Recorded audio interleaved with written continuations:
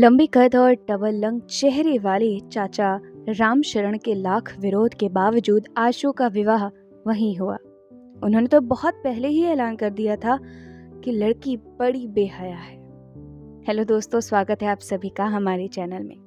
आज हम कहानी पढ़ रहे हैं अमरकांत जी द्वारा लिखित एक थी गौरा। आशु एक व्यवहार कुशल आदर्शवादी नौजवान है जिस पर मार्क्स और गांधी दोनों का गहरा प्रभाव है। वह स्वभाव से शर्मीला या संकोची भी है। वह संकुचित विशेष रूप से इसलिए भी था कि सुहाग रात का वह कक्ष फिल्मों में दिखाए जाने वाले दृश्य के विपरीत एक छोटी अंधेरी कोठरी में था, जिसमें एक मामूली जंगल था और मच्छरों की भन-भन के बीच मोटे मोटे चूहे दौड़ लगा रहे थे। लेकिन आशु की समस्या इस तरह दूर हुई कि उसके अंदर पहुंचते ही गौरा नाम की दुल्हन ने घूंघट उठाकर कहा, लीजिए, मैं आ गई। आप जहां रहते मैं वहीं पहुंच जाती। अगर आप कॉलेज में पढ़ते होते और मैं भी उसी कॉलेज में पढ़ती होती तो मैं जरूर आपके प्रेम बंधन में बंध गई होती। आप अगर इंग्लैंड में पैदा होते तो मैं वहां भी जरूर किसी न किसी तरह पहुंच जाती। मेरा जन्म तो आपके लिए ही हुआ है। कोई चूहा कहीं से कूदा, खड़खड़ की आवाज हुई और उसके कथन में भी व्यवधान पड़ा। वह फिर बोलने लगी, मेरे बाबूजी बड़े सीधे साधे हैं। इतने सीधे हैं कि भूख लगने पर भी किसी से खाना ना मांगे। इसलिए जब वह खाने के लिए पीढ़े पर बैठते हैं तो अम्मा कहीं भी हों दौड़ कर चली आती हैं। वह जिद करके उन्हें ठूस ठूस कर खिलाती हैं। उनकी कमर की धोती ढीली कर देती हैं ताकि वह पूरी खुराक ले सकें। हमारे बापूजी ने बहुत सहा है, लेकिन हमारी अम्मा भी बड़ी हिम्मती हैं। वह चुप हो गई। उसे संदेह हुआ था कि आशु उसकी बात ध्यान से नहीं सुन रहा है, पर ऐसी बात नहीं थी। वस्तुतः आशु को समझ में नहीं आ रहा था कि वह क्या कहे, फिर उसकी बातें भी दिलचस्प थीं। उसका कथन जारी था। बाबूजी असिस्टेंट स्टेशन मास्टर थे। बड़े बाबू दिन में ड्यूटी करते थे और हमारे बाबूजी रात में। एक बार बाबूजी को नींद आ गई। प्लेटफॉर्म पर गाड़ी आकर खड़ी हो गई। गाड़ी की लगातार सीटी से बाबूजी की नींद खुली। गार्ड अंग्रेज था। बाबूजी ने बहुत माफी मांगी पर वह नहीं माना। यह डिसमिस कर दिए गए। नौकरी छूट गई। गांव में आ गए। खेती बाड़ी बहुत कम होने से दिक्कत होने लगी। बाबूजी ने अपने छोटे भाई के पास लिखा मदद के लिए, तो उन्होंने कुछ फटे कपड़े बच्चे के लिए भेज दिए। यह व्यवहार देखकर बाबूजी रोने लगे। इतना कहकर वह अंधेरे में देखने लगे।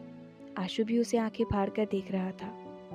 यह क्या कह रही है और क्यों?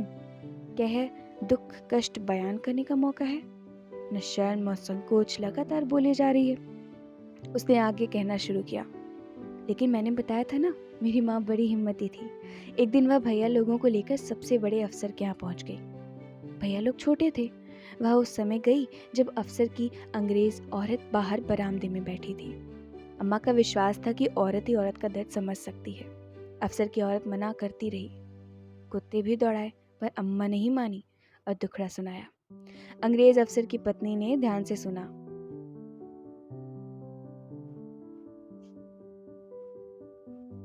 अंग्रेज अफसर की पत्नी ने ध्यान से कुछ सुना, फिर बोली, जाओ, हो जाएगा।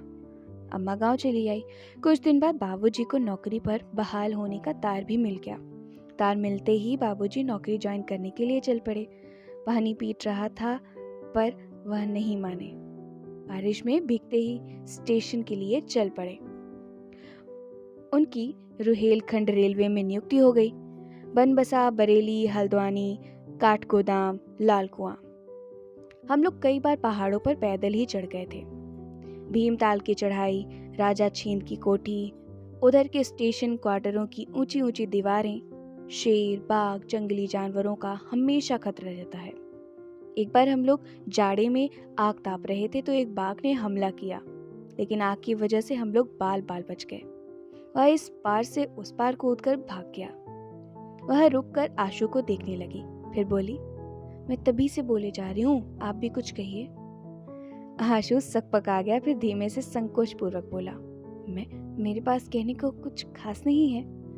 हाँ, मैं लेखक बनना चाहता हूँ।